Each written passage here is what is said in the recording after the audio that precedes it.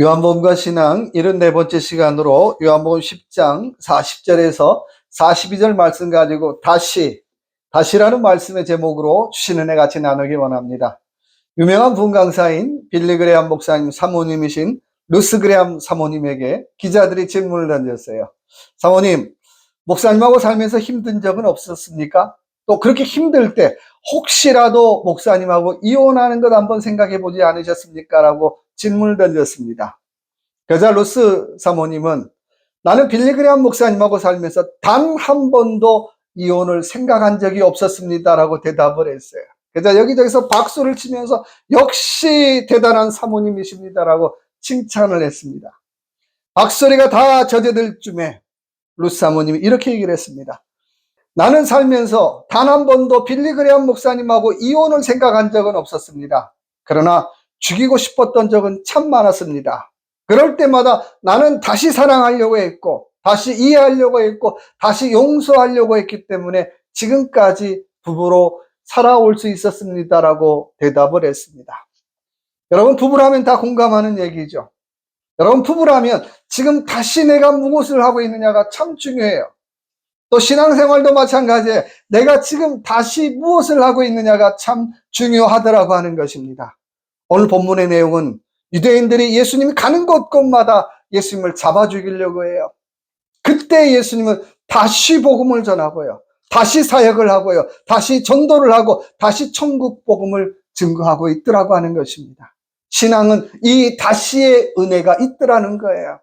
오늘 이 시간에는 저와 여러분 다시 한번 이 다시의 은혜를 같이 한번 나눠보는 시간 갖기를 원합니다. 자, 첫 번째 다시는 다시 베다니로 갑시다. 40절 말씀 보니까 요단강 저편 요한이 처음 세례를 베풀던 곳은 바로 요한복음 11장에 나오는 베다니.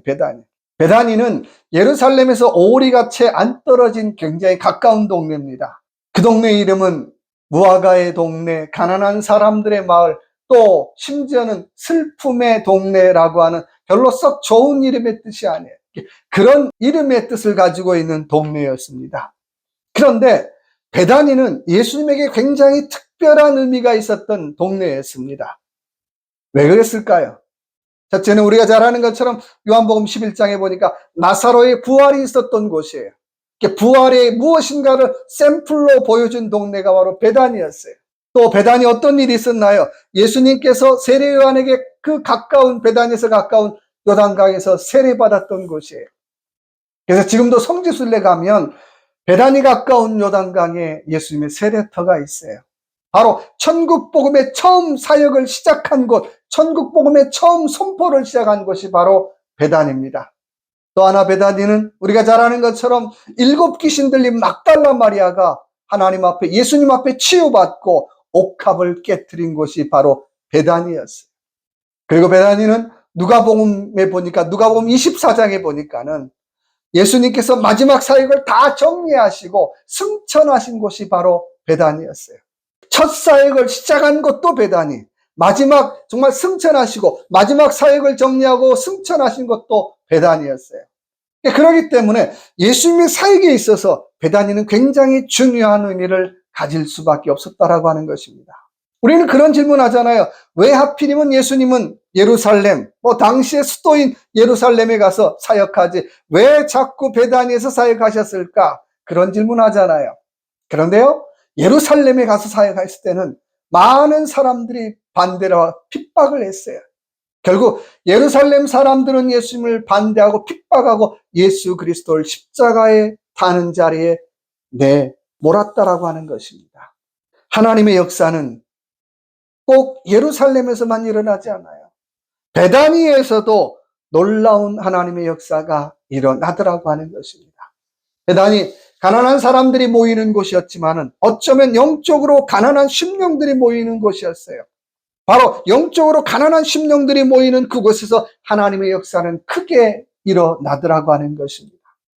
야고보 2장 5절의 말씀에 하나님께서는 가난한 사람들을 택하사 믿음을 부욕해 하시고라고 말씀하고 있어요. 어찌 보면 정말 영적인 가난하고 보잘것없는 그 사람들을 선택해서 놀라운 하나님의 역사를 일으켜 가더라고 하는 거예요. 또 그와 비슷한 말씀이 마태복음 5장에 보니까 유명한 팔복장에서 나와요. 심령이 가난한 자는 복이 있나니 천국이 그들의 것임이요라고 말씀하고 있어요. 여기서 가난하다는 말은 헬라어로 푸토코스라는 말이에요. 그 말의 뜻은 마음이 부서진 자는, 마음이 부서졌다라고 하는 뜻을 가지고 있어요. 마음이 부서진 자는 복이 있나니 천국이 그들의 것이라는 거예요. 마음이 부서졌을 때에 더 하나님을 의지할 수밖에 없고, 마음이 부서졌을 때에 내 약함을 알기 때문에 더 하나님을 붙잡을 수밖에 없기 때문에 천국이 그들의 것이다라고 약속해 주고 계시더라고 하는 것입니다. 잠언 18장 14절의 말씀에 사람의 심령이 상하면 그것을 누가 일으키겠느냐라고 질문하고 있어요. 사람의 심령이 상하면 하나님만이 그 심령을 치유할 수 있다라고 하는 거예요. 성경에 수많은 심령이 상한 사람들이 나와요. 아마 대표적인 사람을 꼽으라고 한다면 다윗 어떨까요? 15살 나이에 기름 부음을 받았어요. 그리고 20살에 골리앗과의 전쟁에서 이겼어요. 그때부터 승승장구 수많은 사람들이 사울이 죽인 자는 천천히요, 다윗이 죽인 자는 만만이다라고 하는 그런 칭찬을 받았던 사람입니다. 그런 그가 30의 왕이 되기까지 그의 삶을 되돌아보면 계속해서 사울에게 쫓겨다니는 삶이었어요. 사울에게 쫓기면서 오늘은 이 굴에서 노숙하고 내일은 저 굴에서 노숙하고 때로는 미친 척을 하면서 수많은 시간들을, 정말 상한 심령들을 가지고 도피 생활을 했어요. 그때 그가 제일 많이 했던 게 뭘까요? 하나님 앞에 기도하는 일이었어요. 하나님, 나의 상한 심령을 하나님 치유해 주옵소서.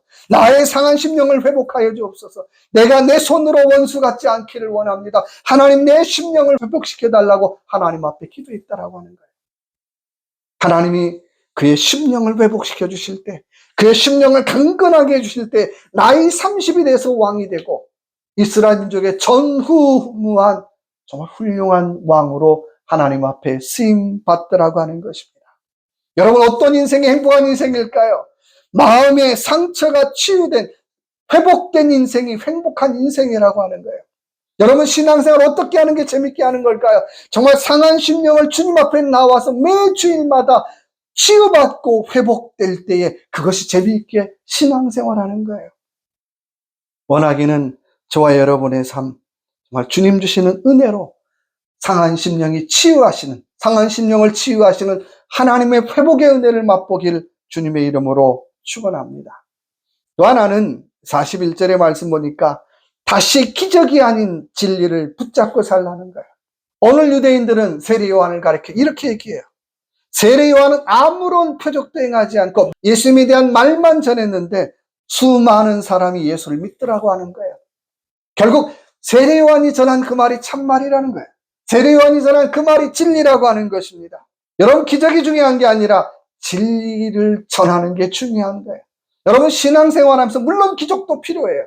그런데 정말 중요한 것이 있다면 진리를 붙잡고 살아가시길 주님의 이름으로 축원합니다. 예수님도 초기 사역을 보면요, 수많은 기적을 베푸세요. 그런데 후반기 사역 가보면 별로 기적을 베풀지 않으세요. 이유가 뭘까요? 상상을 한번 해본다면 예수님이 수많은 기적을 베풀고 다닐 때는 아마 수많은 팬들이 있었을 거 아니야. 팬들이 다니면서 뭐라 그럴까요? 아, 예수님 따라다니면 점심 걱정 안 해도 돼. 예수님 따라다니면 저녁 걱정 안 해도 돼. 예수님 따라다니면 가끔 재미있는 구경도 있고 예수님 따라다니면 놀라운 기적도 경험하게 되는 거야. 기적만 쫓고 있는 수많은 사람들의 모습을 보고 주님은 어느 날부턴가 기적을 베풀지 않으시더라고 하는 것입니다. 예수님 왜 기적을 베푸셨을까요? 그 기적을 통해 하나님 아버지의 사랑을 알기를 원하셨던 거예요. 왜 기적을 베푸셨을까요? 그 기적을 통해 하나님의 진리와 하나님의 은혜를 알기를 원하셨는데 진리는 간대 없고 기적만 따라 살더라고 하는 것입니다. 여러분, 신앙은 뭘까요? 기적이 아니에요. 진리를 붙잡는 게 신앙인 줄로 믿습니다. 내가 깨달은 진리의 말씀을 품고 살아가는 것이 신앙이라고 하는 거예요. 여러분의 가슴 속에 살아있는 그 진리의 말씀을 품고 살아갈 때에 그것이 건강한 신앙의 삶이라고 하는 거예요. 그런데 내 마음속에 정말 진리의 말씀을 품지 못하면 나는 기적을 따라갈 수밖에 없어요. 이런 기적이 있으면 이쪽으로 가고요. 저런 기적이 있으면 저런 기적을 따라가고요. 이유는 자기 마음에 품은 진리의 말씀이 없기 때문이기 때문인 것입니다. 요한복음 8장 32절의 말씀에 주님 말씀하십니다. 진리를 알지니 진리가 너희를 자유케 하리라라고 말씀하고 있어요. 기적이 나를 자유케 한다는 것 아니에요. 하나님의 진리만이 나를 자유케 하더라고 하는 것입니다. 우리는 두 가지 단어에 집중할 필요가 있어요. 진리와 자유예요. 주님이 우리의 소망이 되신 이유가 뭘까요? 주님이 우리의 진리가 되시기 때문이에요. 주님이 우리의 자유가 되시기 때문이에요. 주님이 나의 진리가 되시고 주님이 나의 자유가 되신다면 우리는 외부의 자극에 반응하는 삶이 아니라 선택적으로 응답하는 삶을 살 수 있다라고 하는 거예요. 예를 들면 이런 거죠. 내가 경제적으로 어려워요. 첫 번째 드는 생각이 나는 지도자 때문에, 나는 또 누구 때문에, 그리고 심지어는 나는 나 때문에 다 원망하는 거예요.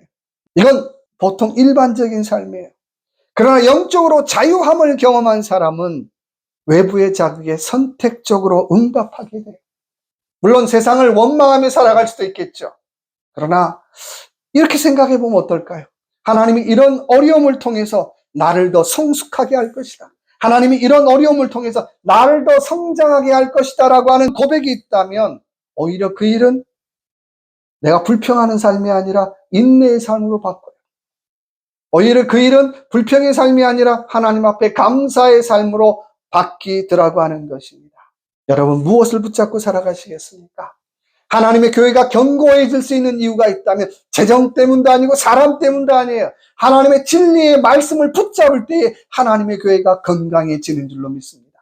왜 수많은 교회가 어려움을 겪을까요? 사람 때문에요? 재정 때문에요? 아니에요. 진리의 말씀을 포기하기 때문에 교회가 어려움을 당하더라고 하는 거예요. 교회뿐만이 아니라 성도의 삶도 마찬가지예요. 우리의 삶이 능력 있는 삶을 살 수 있는 이유가 있다면 하나님의 진리의 말씀을 붙잡을 때 우리의 삶은 능력 있는 삶을 살게 될 줄로 믿습니다. 세상적으로는 좀 부족하고 세상적으로 좀 연약해도 내가 하나님의 진리의 말씀을 붙잡고 나아갈 때 우리는 능력 있는 삶을 살 수 있다라고 하는 거예요. 갈라디아 5장 16절 이하의 말씀을 보면 진리를 따라 살아가는 삶은 이렇게 표현하고 있어요. 성령을 따라 살아가는 삶이라고 표현하고 있어요. 여러분 진리를 따라가 살아가는 삶, 성령을 따라가 살아가는 삶 똑같은 미닝에 있죠. 근데요 이 삶은 한 번으로 되는 게 아니에요. 한 번 해보는 것으로 되지 않더라고 하는 거예요.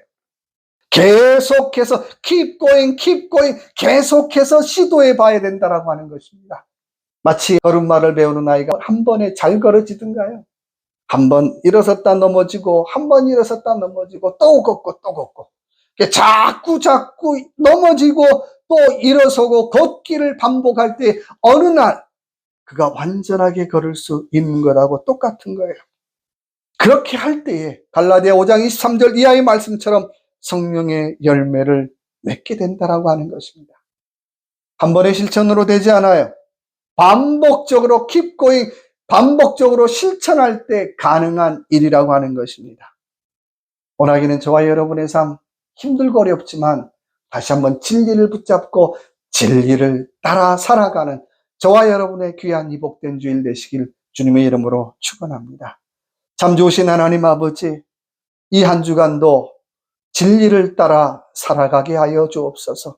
한 번의 실천으로 되는 것이 아니라 계속해서 keep going 실천할 수 있는 귀한 능력과 은혜를 허락하여 주셔서 우리의 삶 속에 아름다운 성령의 열매를 맺어갈 수 있도록 주님 도와주시옵소서.